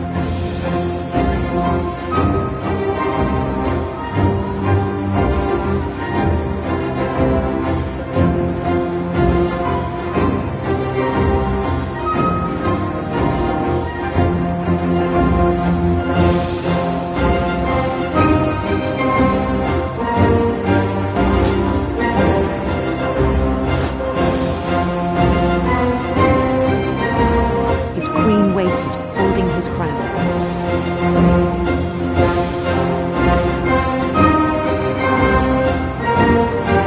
There was only one thing left to do.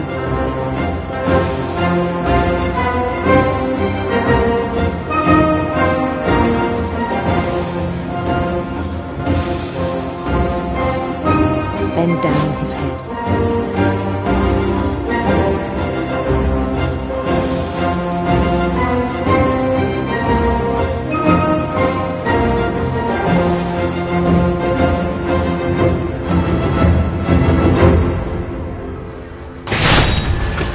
I think you know. Mrs. Finch, your son was a kind man who will be missed by all of us who knew him.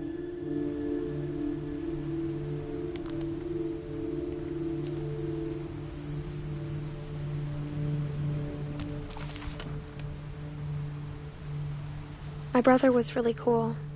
I wish you could have met him.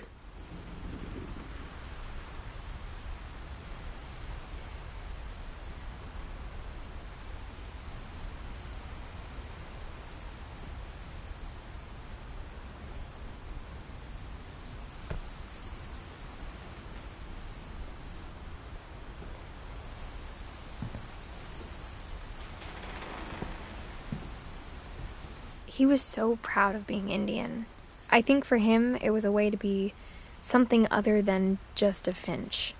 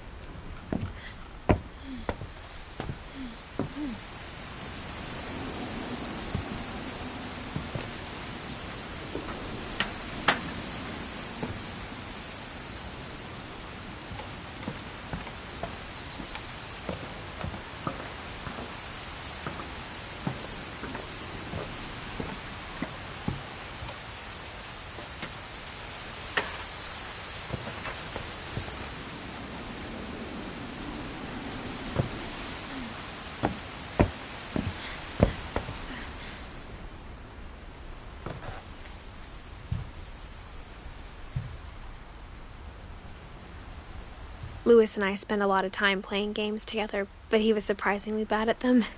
He died a lot.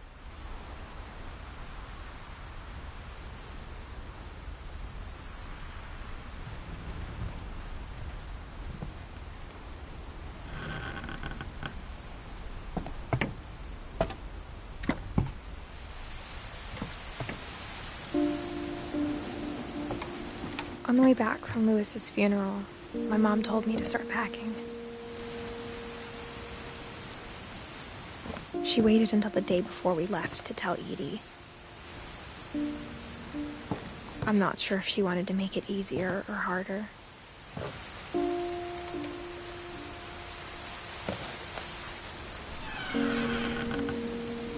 I wish we'd stayed. But I understand why we left.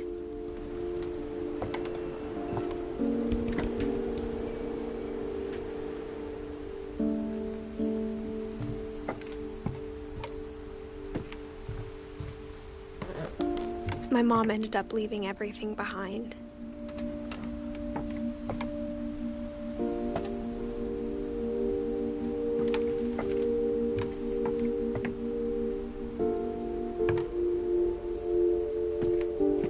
What happened that night had been coming for a long time.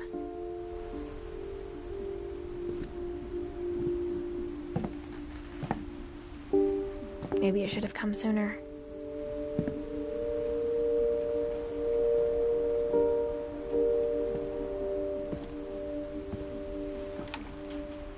But it had to end one way or another.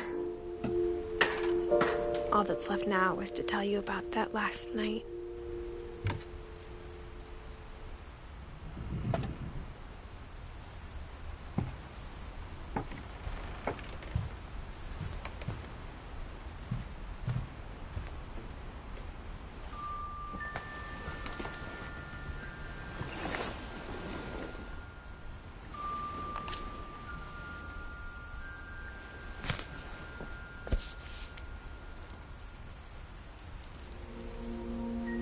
That whole last day, Edie just watched us pack and didn't say a word. Until supper, when she raised her glass and said, "To our final night together, and all our final nights apart." Grandma, you know what I said about alcohol. Some of your medications are very Edith, specific. I left a present for you in the hallway. Why don't you go open it? The grown-ups have to argue now. I'm sorry, you're right. We're all leaving tomorrow. Let's just enjoy our last... I'm not leaving. Edith, you're excused.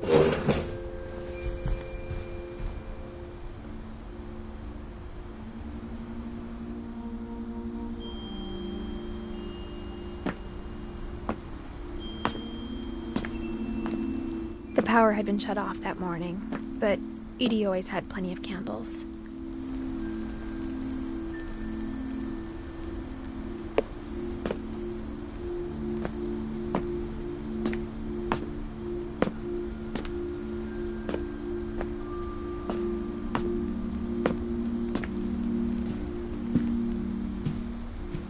When my mom sealed the library, I don't think she knew about the other entrance.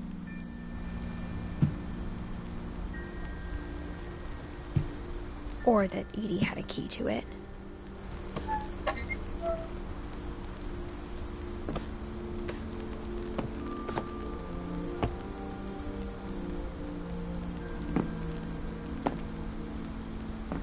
That thing you're afraid of isn't going to end when you leave the house.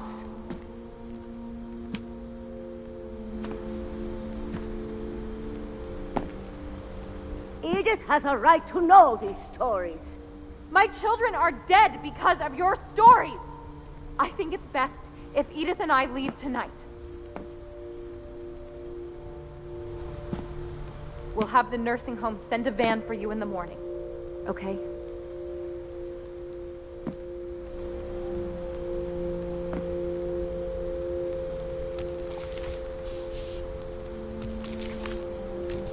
Dear Edith, there's so many stories I wish I could tell you, but there's only time for one. This is about what happened on the night you were born. That night, the tide went way, way out.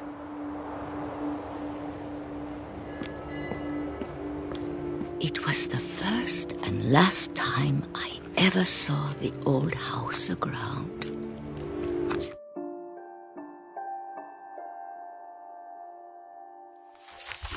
There'd been an earthquake out in the middle of the ocean.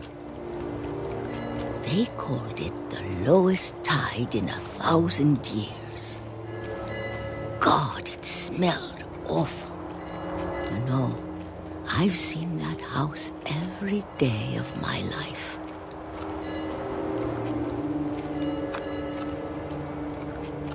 But I never thought I'd go back to it. When the fog rolled in, I lost my way.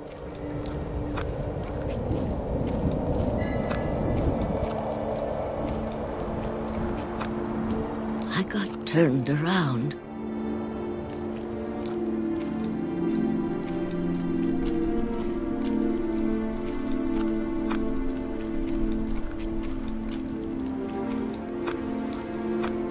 For a while, I wandered.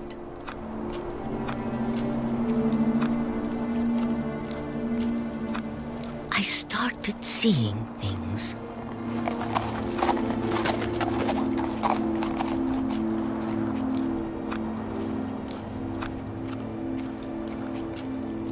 Things I'd forgotten had ever existed.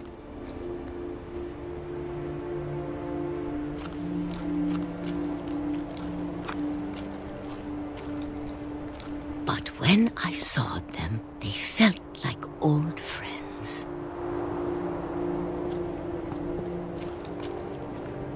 That night, a lot of things came back to me. Or maybe I came back to them.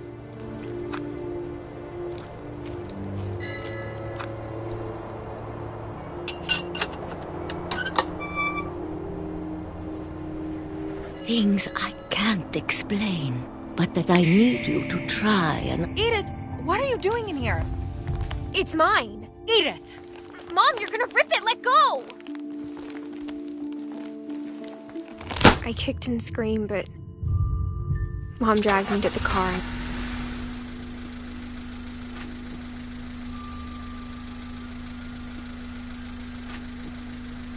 I never saw Great-Grandma Edie again. The next morning, the band came to pick her up, but she was already gone. After that, we moved around a lot.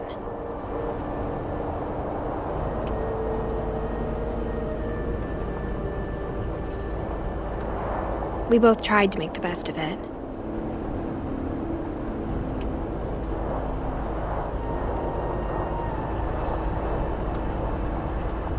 A few years went by.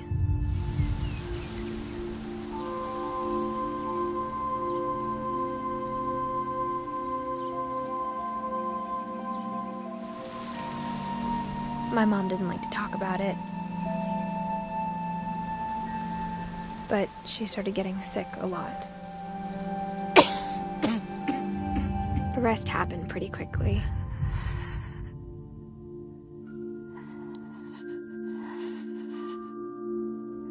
She got better for a while, and then she didn't.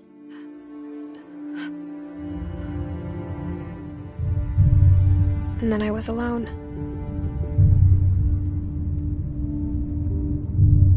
The last Finch left alive.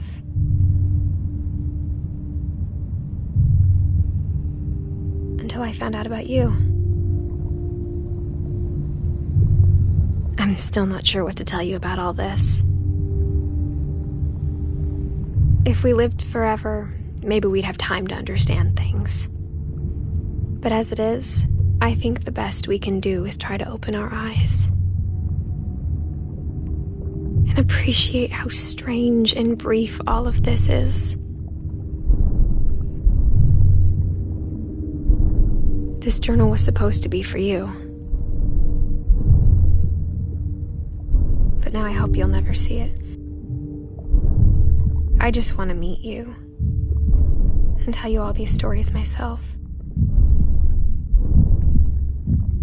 But I guess if you're reading this now, things didn't work out that way.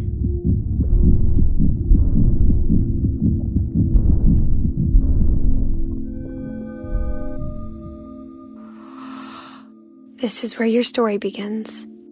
I'm sorry I won't be there to see it. It's a lot to ask, but I don't want you to be sad that I'm gone. I want you to be amazed that any of us ever had a chance to be here at all. Good luck.